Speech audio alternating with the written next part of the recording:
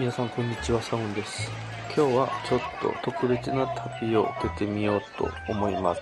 東京に行くために京都駅から深夜バスに乗りに来ましたわ。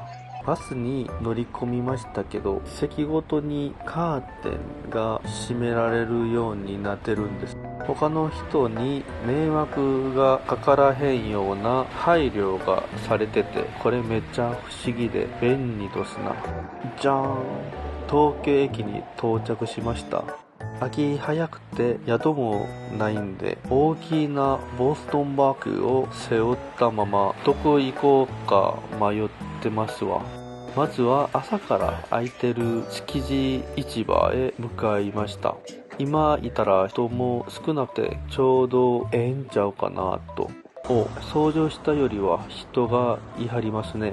水産市場やから建物の中には新鮮な海鮮がいっぱい並んでます。中は撮影禁止やったんで、外側だけ路地のあちこちにお店がたくさんあって、韓国の市場みたいな懐かしい雰囲気もしますな。ブラブラ歩いてたらマグロ焼きのお店トンボ屋さんを見つけました。たまたま通りかかったんやけど、ものすごい行列です。うわ、豪快にバーナーで炙ってはる。油が乗ってるから結構バチバチ飛ぶみたいで、注意で書いてありましたわ。めっちゃええ匂い。ついに来ました。レモンと七味をお好みでかけて、お店の前のテーブルで立ち食いスタイル。口の中でとろけて最高やわ。近くにある築地本願寺にも寄ってみました。お寺というよりは近代的なオリエンタルな建物で、広場も広くてびっくりしましたわ。続いて浜離宮恩賜庭園に移動してチケットを買いました。下調べなしで来たけどめっちゃ広いお庭やね。最初は川かと思ったんやけど、東京湾の海の水が引き込んでる池なんやって。江戸時代の将軍家の別邸やったらしいです。高層ビルの真ん中にこんな伝統的なお庭園があるなんて不思議な魅力がありますな。潮の満ち引きによって池の水位が変わるのが特徴なんやで。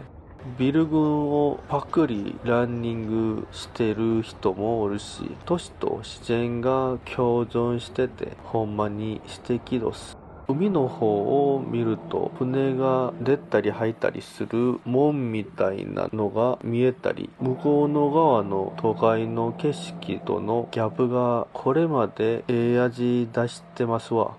丘の上から見下ろすとお茶屋さんや池、それから真っ赤なもみじが合わさってまるで一枚の絵画みたい。ゆっくり散歩するにぴったりやね。お腹が空いたので夕食はつけ麺にしました。麺がもちもちでスープによく絡んでめちゃくちゃ美味しいです。夜は新大久保で久しぶりに友達と合流して軽く一杯。いやー、やっぱり持つべきものは友達やね。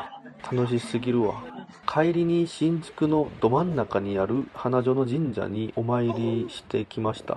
ネオンきらめく繁華街の中にこんな静かで由緒ある神社が守り神みたいに佇んでるなんてほんまに驚きやわ。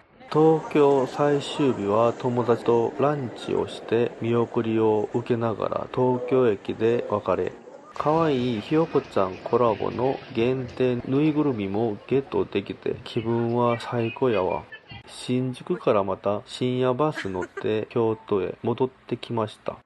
京都に帰ってきて今夜は研究室のメンバーと当時の夜間拝観に来ました。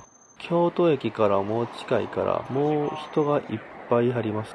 中に入ると、うわ、ライトアップされたもみじがほんまに鮮やかで綺麗やわ。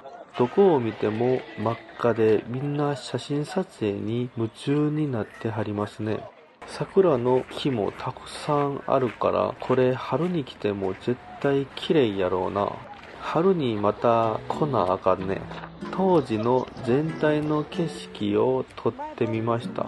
ここは794年の平安京遷都の時に建てられた歴史あるお寺で、弘法大師空海様が真言密教の根本登場にされた場所なんやって。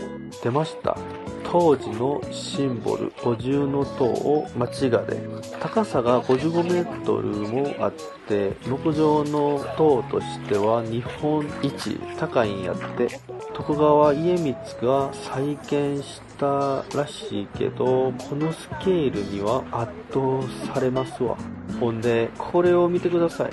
池に映る五重塔ともみじのリフレクション。水面が鏡みたいになってて、ほんまに言葉を失う美しさどす。